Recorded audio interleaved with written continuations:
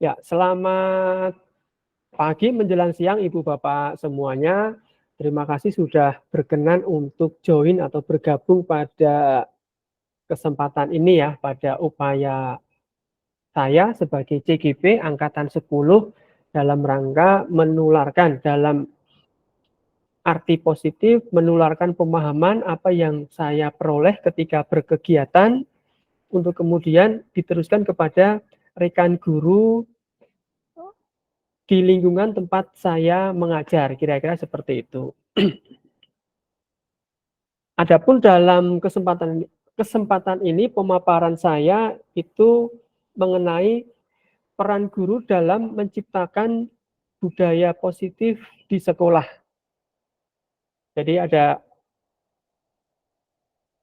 peran guru dalam menciptakan budaya positif di sekolah. Jadi semua warga sekolah mempunyai kesempatan, mempunyai peluang kontribusi dalam menciptakan budaya sekolah. Budaya positif di sekolah maksud saya ya. Oke.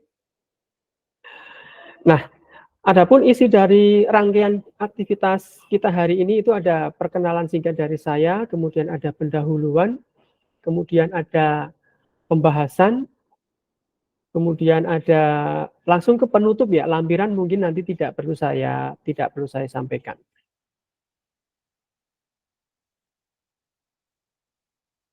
Nah,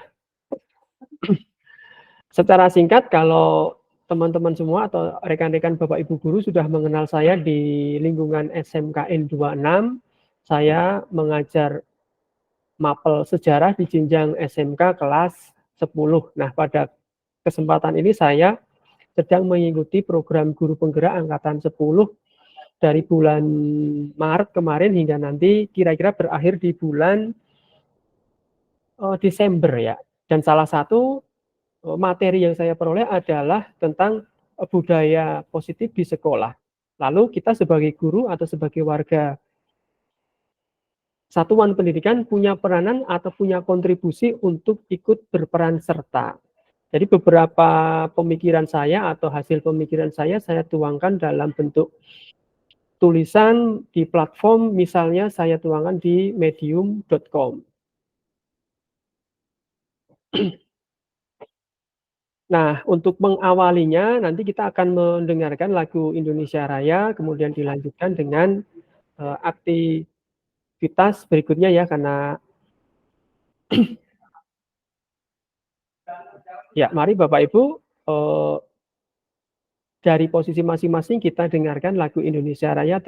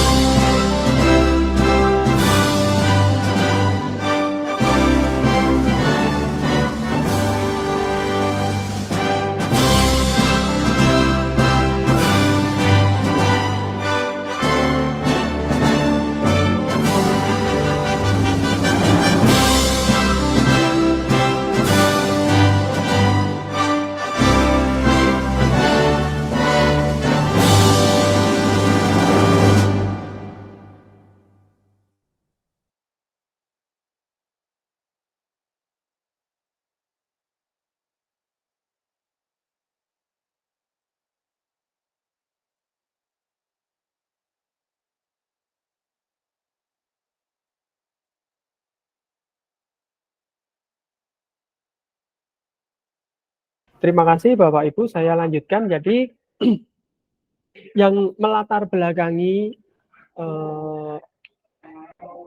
presentasi ini adalah perlunya pemahaman dan pengalaman mengenai konsep inti dalam menerapkan budaya positif. Jadi budaya positif itu tentu kita pahami, kita pedomani sebagai upaya yang untuk menciptakan suatu kondisi di mana diharapkan perilaku seluruh warga masyarakatnya itu dalam upaya untuk menuju ke visi sekolah, kan kira-kira seperti itu.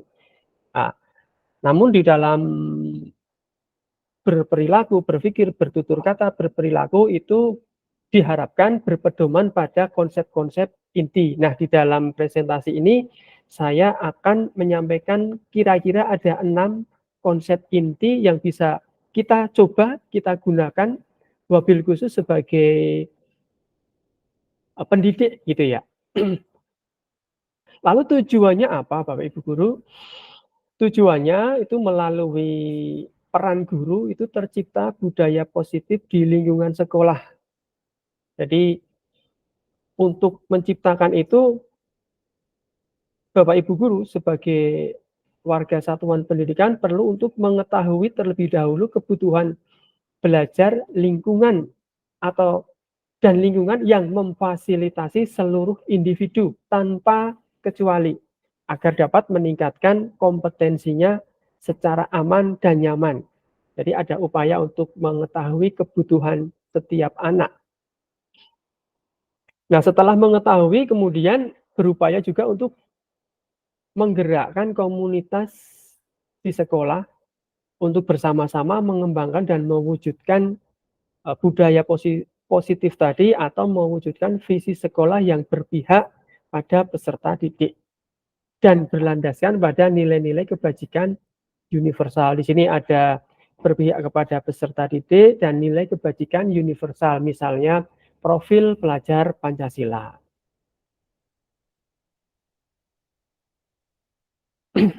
Jadi dalam pembahasan budaya positif ini kira-kira di apa yang mau saya sampaikan itu ada 6 submateri, yaitu ada disiplin positif dan nilai kebajikan universal. Kemudian yang kedua ada motivasi perilaku manusia. Kemudian yang ketiga ada posisi kontrol guru, karena kita sebagai pendidik maka kita perlu mengetahui posisi kontrol guru.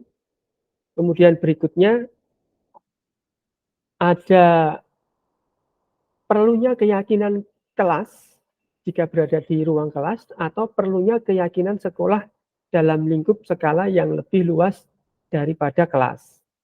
Kemudian perlunya menggunakan atau penerapan segitiga restitusi dalam menyelesaikan suatu persoalan kasus baik yang individual maupun kolektif. Kemudian ada submateri yaitu kebutuhan dasar manusia. Jadi nanti ini saya sampaikan secara acak ya, tidak berurutan, mohon maaf.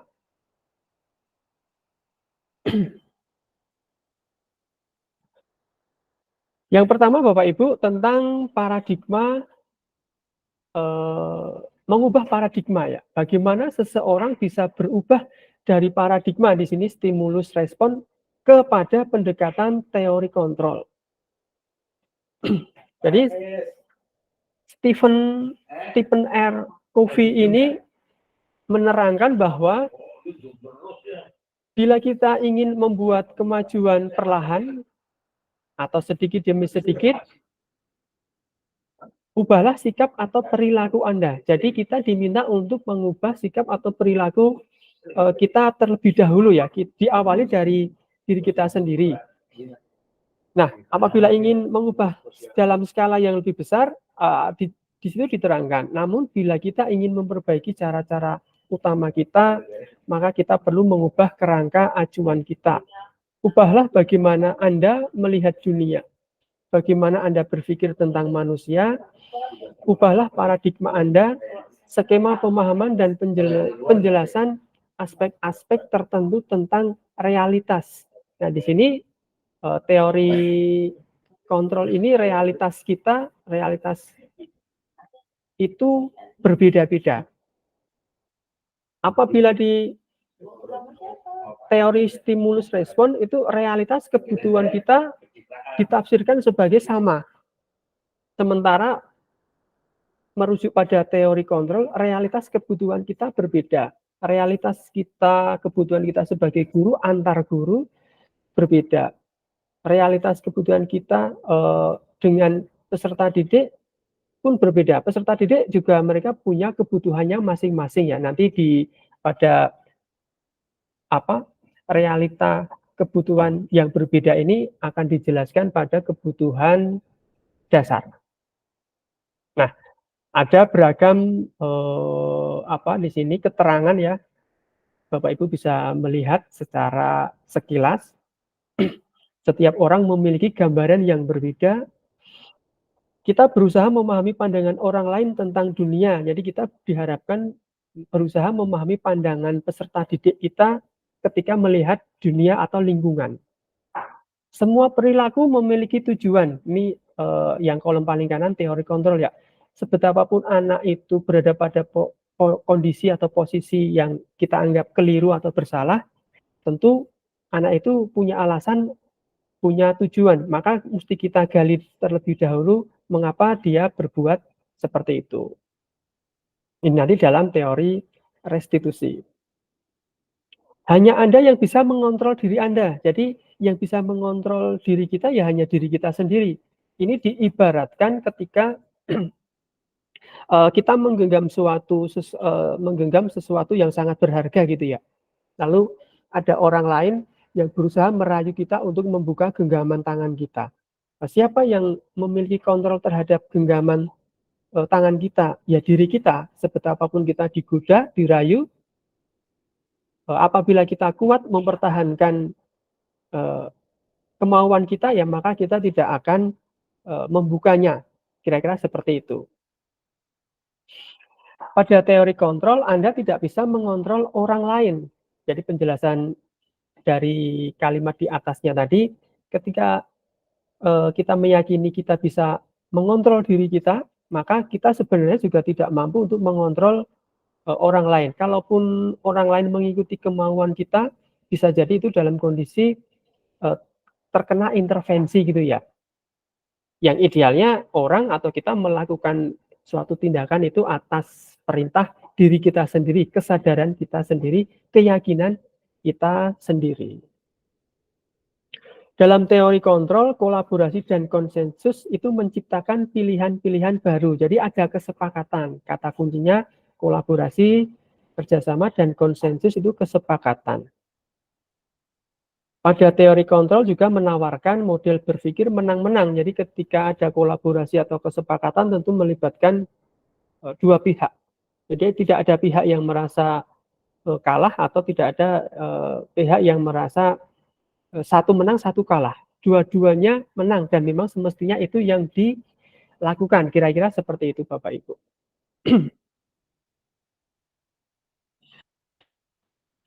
Nah, saya lanjutkan pada disiplin positif dan nilai kebajikan universal. Jadi ini penjelasan secara normatif. Disiplin positif merupakan suatu cara penerapan disiplin yang mengajarkan anak bertanggung jawab dan menumbuhkan kesadaran diri berdasarkan nilai-nilai kebajikan yang umumnya bersifat universal. Jadi peran Bapak Ibu guru di sini itu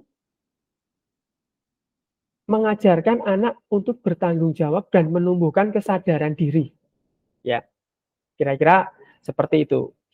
Disiplin positif lebih ke arah disiplin diri yang dapat mengontrol diri dalam melakukan segala tindakan. Ada kata kunci segala tindakan.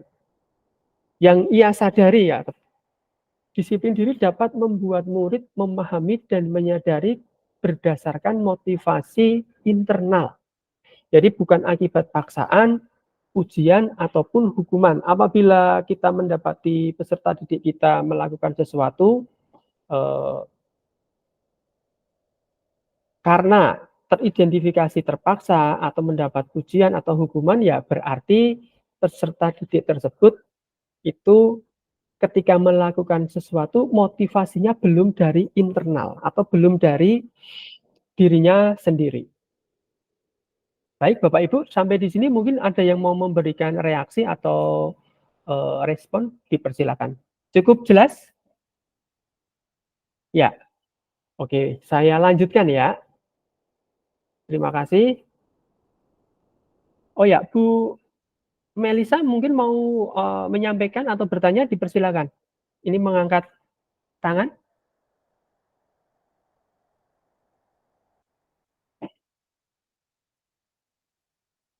cukup jelas ya? Oke, ya, oke.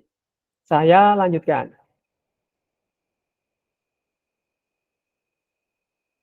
Disiplin positif tadi ya. Jadi Ki Hajar Dewantara dan Dain Gosen itu memiliki pandangan yang sejalan. Sejalan di sini tidak sama sebangun ya, tetapi kira-kira ada pandangan yang mirip kesamaan. Jadi apabila dipersingkat, dengan kata lain, seseorang yang memiliki disiplin diri berarti mereka bisa bertanggung jawab terhadap apa yang dilakukannya karena mereka mendasarkan tindakan mereka pada nilai-nilai kebajikan universal. Nah, sebagai pendidik, tujuan kita adalah menciptakan anak-anak yang memiliki disiplin diri sehingga mereka bisa berperilaku dengan mengacu pada nilai-nilai kebajikan universal dan memiliki motivasi intrinsik. Nah, ini kan yang diharapkan melekat pada diri seorang guru dan kemudian menjadi peran utama dari seorang guru, seorang pendidik. Yaitu apa? Menciptakan anak-anak yang memiliki disiplin diri, yang motivasinya dari dalam diri mereka sendiri ya. Motivasinya dari intrinsik, bukan motivasi dari luar. Meskipun ya kita pahami bersama bahwa tidak mudah dan upaya-upaya itu karena tidak mudah maka mesti kita awali, kita lakukan secara bersama-sama. Bapak Ibu, saya lanjutkan ya.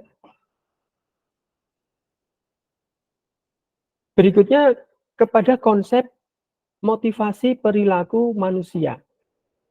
Jadi manusia berperilaku itu di sini berdasarkan teori budaya positif itu ada 3 yang melatar belakangi manusia berperilaku. Yang pertama itu berperilaku untuk menghindari ketidaknyamanan atau hukuman. Dalam konteks ini peserta didik berperilaku untuk menghindari ketidaknyamanan atau hukuman. Yang ketiga, peserta didik itu berperilaku untuk mendapatkan imbalan atau penghargaan dari orang lain. Ini imbalan ini bisa berupa materi ataupun non materi ya. Penghargaan bisa berupa verbal ataupun non verbal atau pujian, kira-kira kan seperti itu.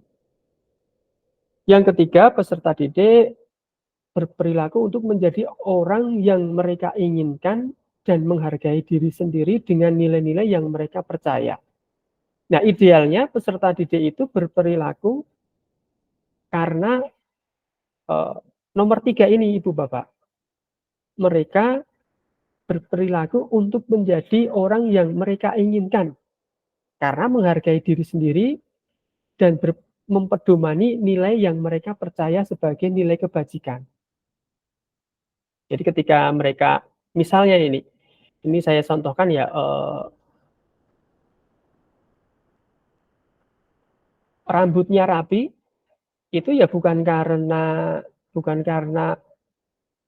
menghindari untuk ditegur oleh wali kelas atau guru atau bukan untuk mendapatkan pujian, tetapi memang karena menyadari sebagai bagian dari warga SMKN 26 mesti berpenampilan sesuai yang disepakati. Kira-kira kan seperti itu, kesepakatannya tertuang dalam sebuah peraturan. Berpenampilan rapi, rambutnya tidak boleh gondrong bagi yang laki-laki dan harus potongan cepak, misalnya seperti itu. Nah, apabila perilaku peserta didik sudah seperti itu, artinya motivasi perilakunya pada poin 3 ini. Oke, Ibu Bapak saya lanjut ke slide berikutnya. Nah, tadi kan berperilaku, apa, karena memperdomani atau berpedoman pada nilai kebajikan yang sifatnya universal. Nah, salah satunya ini ya, salah satu yang saya contohkan di sini, ada banyak nilai kebajikan di dunia ini ya. Ada profil pelajar Pancasila, yang tertuang dalam profil pelajar Pancasila, atau dalam 9 pilar karakter, atau dalam IPO Primary Year Program, atau petunjuk seumur hidup dan keterampilan hidup, atau yang tidak tertuang dalam slide ini. Nah, apabila kita atau peserta didik mempedomani nilai kebajikan, misalnya yang pada profil pelajar Pancasila ini beriman, bertakwa kepada Tuhan Yang Maha Esa dan berakhlak mulia, maka perilaku-perilaku yang mencerminkan nilai kebajikan inilah yang kemudian dijadikan pedoman untuk berperilaku. Misalnya nih, ketika mendengar suara azan atau akan dimulainya sholat berjamaah, maka dengan tertib, dengan sendirinya mereka akan menuju ke tempat ibadah tanpa mesti ditegur. Kira-kira seperti itu. Oke, saya lanjut.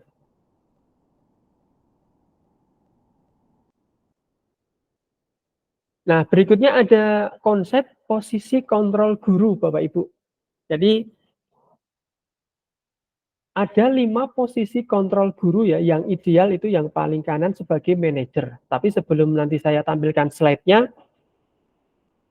ada baiknya saya sajikan satu kasus. Di sini saya tampilkan teks atau deskripsi di mana ada Tisa dan Hana dipanggil masuk ke ruangan oleh Ibu Dewi yang merupakan kepala sekolah dari SMA Makmur.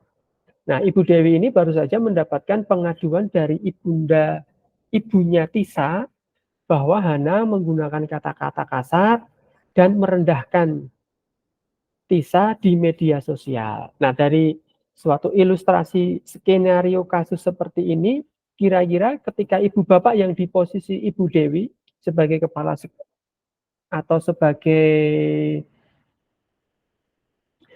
apa? Sebagai wali kelas atau guru, apa yang akan dilakukan oleh ibu bapak?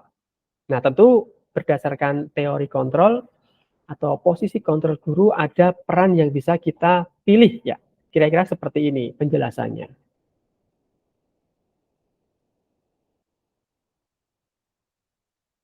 Ada 5 posisi kontrol guru.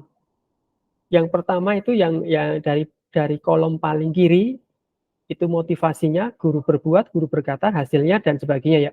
Kemudian menuju ke kanan hingga paling kanan itu adalah posisinya. Saya baca dari paling kiri itu posisi sebagai penghukum, apakah guru memosisikan diri sebagai penghukum, kemudian apakah guru memosisikan sebagai pembuat anak atau orang merasa bersalah, kemudian semakin ke kanan, semakin positif ya, apakah guru menempatkan diri sebagai teman, apakah guru menempatkan diri sebagai pemantau, kemudian yang paling ideal adalah guru menempatkan diri sebagai manajer. Nah, peranan ini bisa dimainkan dimanapun berada ya, bisa saat di sekolah sebagai guru atau ketika di rumah sebagai orang tua. Kira-kira seperti itu. Atau ketika di lingkungan kerja bersama dengan rekan sebaya atau sejawat. Yang ideal adalah ketika guru menempatkan posisi dan membiasakan diri sebagai manajer. Karena apa Ibu Bapak? Sebagai manajer itu eh, pada akhirnya nanti dampaknya pada murid itu akan lebih baik atau yang paling baik. Karena pada slide ini ya yang saya tampilkan, dampak pada murid itu peserta didik akan terbiasa untuk mengevaluasi diri bagaimana menjadi diri yang lebih baik. Karena kan di dalam posisi kontrol sebagai manajer, guru memfasilitasi peserta didiknya yang bisa jadi tadi diawali dengan membuat suatu kesalahan, diajak dialog untuk menggali mengapa itu dilakukan, lalu bagaimana mencari solusinya, gitu ya. Jadi dilibatkan ketika, ingin menyelesaikan suatu persoalan, gitu, secara aktif itu peserta didik ikut dilibatkan. Sehingga kaitan dengan dunia berkualitas itu pada akhirnya apabila peserta didik, eee, kita fasilitasi melalui peran kita sebagai posisi kontrol sebagai manajer, murid akan meletakkan dirinya sebagai individu yang positif dalam dunia berkualitas. Sebetapapun anak itu melakukan kesalahan, tetapi memandang dirinya masih punya, kualitas sebagai yang, sebagai hal-hal positif dan dunia di sekitarnya itu memang mendukung dia untuk menunjukkan kualitasnya. Kira-kira seperti itu, mungkin sampai di sini terlebih dahulu, apakah mau ada yang, raise hand atau bertanya? Boleh?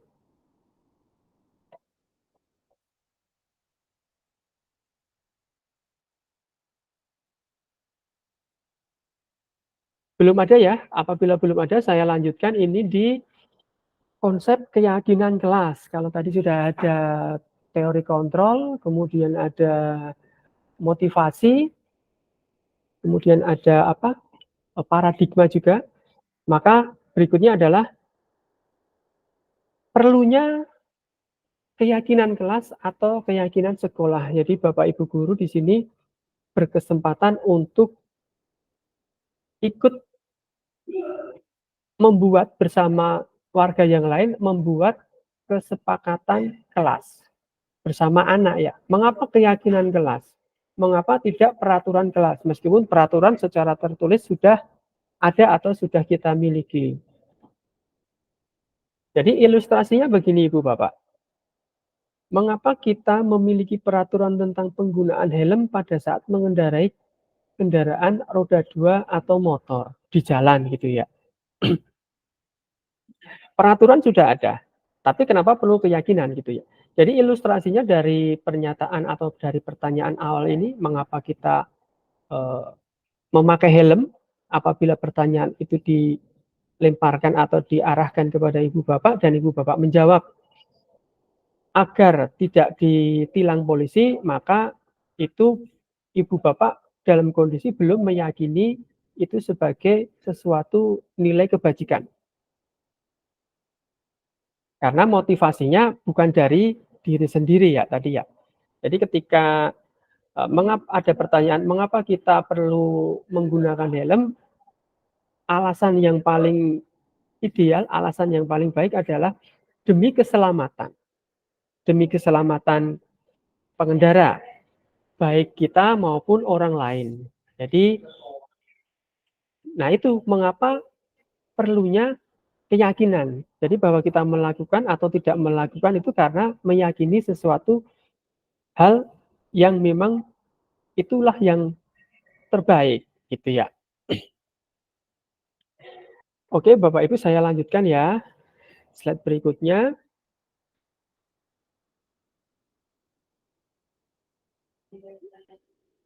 Nah, dalam keyakinan kelas atau keyakinan sekolah ini, eee, perlu juga tadi sudah saya sampaikan, ketika membuat itu melibatkan seluruhnya ya, dan menggunakan kata-kata yang, positif. Misalnya nih, di sini saya contohkan komunitas SMK yang dinamis dan berprestasi. Ada 6 kesepakatan atau ada 6 keyakinan. Jadi seluruh warga itu yakin apabila perlunya menghormati diri sendiri dan orang lain. Kemudian meyakini bertanggung jawab dan berintegritas. Kemudian meyakini adanya kerjasama dan kolaborasi, berarti bukan individual. Kemudian yakin untuk berpikir kritis dan kreatif, bersemangat belajar dan berkembang, atau peduli terhadap lingkungan dan komunitas. Jadi suatu keyakinan yang sudah sepakati bersama. Jadi untuk membuat ini perlu melibatkan seluruh warga ya. Kira-kira seperti itu sebagai contoh. Berikut saya sampaikan, tampilkan slide yang mencontohkan keyakinan pada jenjang, SD. Misalnya nih, ada tiga poin ya, hormat, bekerja, diterima, dan dimiliki. Jadi ada, tiga nilai yang kemudian dibuat suatu keyakinannya dalam bentuk kalimat atau satu kalimat. Contohnya, di dalam slide tertulis hormat. Kami meyakini bahwa sangat penting untuk menghormati semua orang dan barang milik orang lain. Jadi yang dihormati bukan hanya fisik, tetapi juga barang-barang milik temannya gitu ya maksud saya. Fisik, psikis, dan juga barang yang dimiliki oleh temannya. Oke, cukup jelas ya Bapak Ibu. Apakah suara saya masih bisa terdengar ini? Oke ya, lanjut. Berikutnya Bapak Ibu, ini konsep penerapan segitiga restitusi tadi. Jadi segitiga restitusi ini digunakan ketika guru menemukan permasalahan yang dihadapi oleh anak, atau ada suatu kasus gitu ya yang bisa ditindaklanjuti atau bisa di-TL oleh guru, maka kiranya cara ini yang bisa diutamakan atau diprioritaskan untuk menyelesaikan persoalan tersebut. Di dalam segitiga restitusi ada 3 langkah. Yang pertama itu di paling bawah itu, menstabilkan identitas yang sedang bermasalah atau yang terlibat masalah. Kemudian langkah yang kedua adalah memvalidasi tindakan yang salah. Memvalidasi tindakan yang salah bukan berarti kemudian menunjukkan kesalahannya dan menghakimi, enggak ya, tetapi mengantarkan bahwa itu loh yang kamu lakukan itu memang tidak semestinya, dan si anak mengiyakan bukan membela diri. Kemudian diakhiri dengan menanyakan suatu keyakinan. Penjelasan lebihnya saya tampilkan pada slide berikut Ibu Bapak. Jadi pada segitiga restitusi ada 3 langkah, menstabilkan identitas, validasi tindakan yang salah, dan menanyakan keyakinan. Pada upaya menstabilkan identitas, itu mengacu pada teori kontrol bahwa misalnya nih, kita semua akan melakukan hal terbaik yang bisa kita lakukan. Jadi ketika dalam proses segitiga restitusi itu ada pedoman yang mesti dipedomani oleh guru, bahwa memandang anak, ya mengajak anak untuk memiliki kesadaran bahwa kita semua akan melakukan hal terbaik yang bisa kita lakukan untuk dirinya dan orang lain. Kemudian pada langkah validasi tindakan yang salah itu tentu tidak langsung menghakimi ya, tetapi menanyakan bahwa apa tujuan kamu, alasan kamu melakukan itu. Pasti ada alasannya ya, misalnya seorang anak rambutnya masih gondrong. Kenapa rambut masih gondrong? Ya pasti ada alasan. Beri kesempatan ia untuk memberikan alasan. Misalnya belum cukur, iya kenapa belum cukur? Karena mungkin hari libur, atau belum libur, atau belum punya uang, dan lain sebagainya, mesti kita dengar. Nah, pada upaya langkah menanyakan keyakinan, itu baru disampaikan juga, apakah berambut gondrong di SMK 26 itu baik? Nah, anak pasti akan merespon, nggak baik. Kalau nggak baik, kamu yakin itu sebagai nggak baik? Yakin. Nah, kalau yakin bagaimana kemudian untuk menjadi baik? Nah, itu anak diberikan kesempatan untuk ikut menyelesaikan. Nah, ini secara teori seperti itu ya, secara teori seperti itu.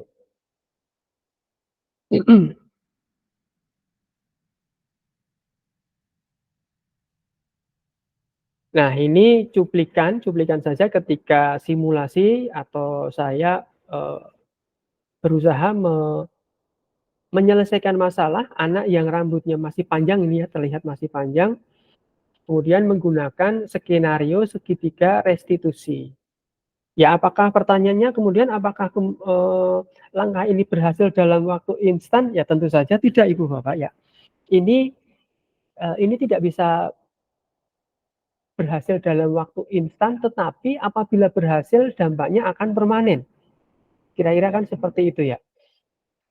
Kalau mau instan ya mungkin menggunakan pendekatan lain, tetapi kita diminta untuk mencoba menggunakan pendekatan yang berbeda agar dampaknya lebih permanen gitu. Ini tidak perlu saya putar, saya lanjut ke slide berikutnya ya Bapak Ibu.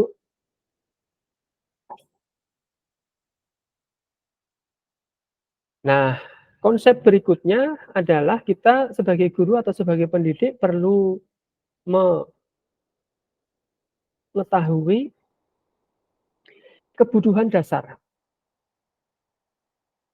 Kebutuhan dasar setiap orang atau kebutuhan dasar peserta didik kita ketika kita akan memberikan pelayanan itu kita perlu mengidentifikasi kebutuhan dasar. Jadi ada 5 kebutuhan dasar. Yang pertama dan utama yang mesti dicukupi terlebih dahulu itu adalah bertahan hidup. Nah, bertahan hidup ini lebih ke kebutuhan fisik dan selebihnya keempat kebutuhan yang lain ada kebebasan, kesenangan, penguasaan, kasih sayang dan rasa diterima itu ke psikologi. Semuanya penting ya Bapak Ibu, ini bukan bukan yang pertama penting lalu yang lain tidak penting, enggak, semuanya penting. Tetapi urutannya adalah bertahan hidup adalah berkaitan dengan fisik ya, makan, minum, terpenuhi, tercukupi. Itu baru kebutuhan yang lain.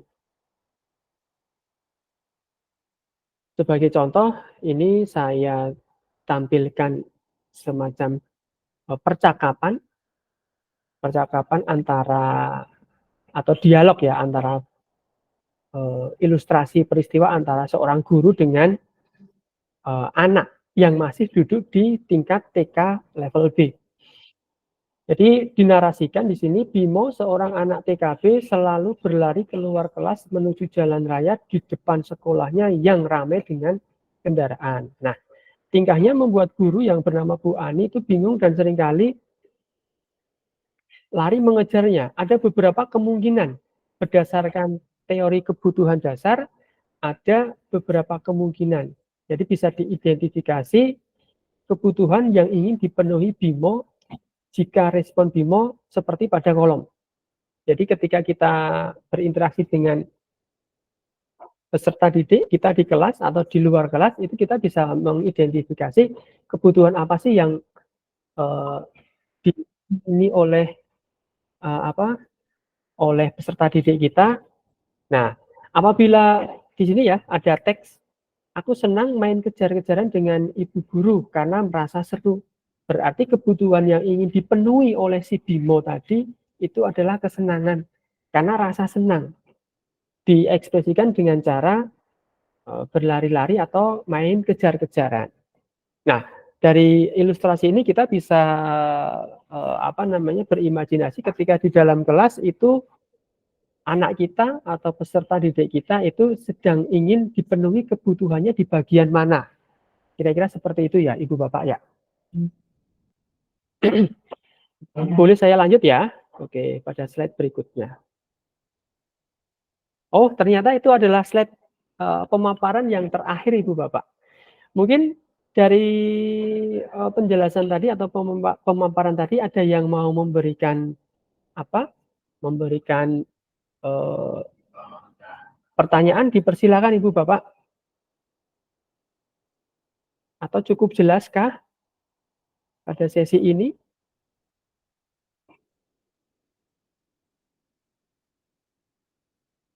Atau ada yang ingin memberikan saran masukan, dipersilakan ya Ibu Bapak ya.